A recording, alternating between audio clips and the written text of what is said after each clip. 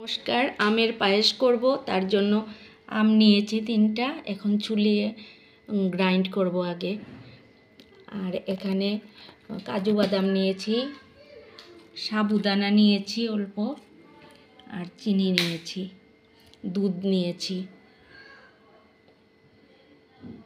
দুধটা নিয়ে নিয়েছি আর এদিকে সাবুদানাটা আমি সেদ্ধ বসিয়েছি। এটার পরে এই জলটা ফেলে দেব, ফেলে ঠান্ডা জলে ধুয়ে নেব। আর এখানে আমগুলো আমি কেটে রেখেছি, পড়ে যেত, সবগুলো মিক্সার গ্রাইন্ডারে দিয়ে দেব। সাবুটা সেদ্ধ হয়ে গেছে, আমি এখন এটাকে ঢেলে নিচ্ছি।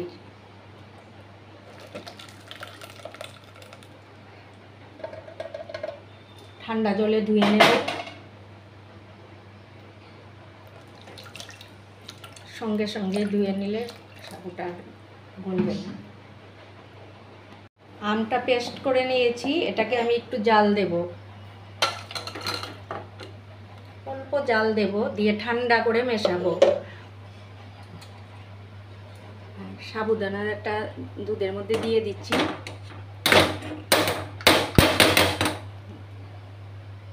এখন কাজু বাদামগুলি দিয়ে দিচ্ছি, আমি ভেঙে রেখেছিলাম কাজু বাদামগুলি।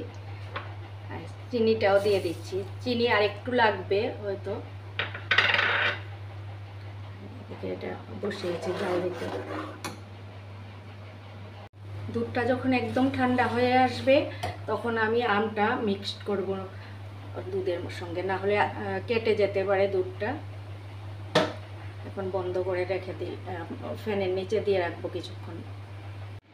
সাবুদানা দেওয়া দুধটা ঠান্ডা হয়ে গেছে, এদিকে আমটাও ঠান্ডা হয়ে গেছে, আমি এখন মিলিয়ে দেব।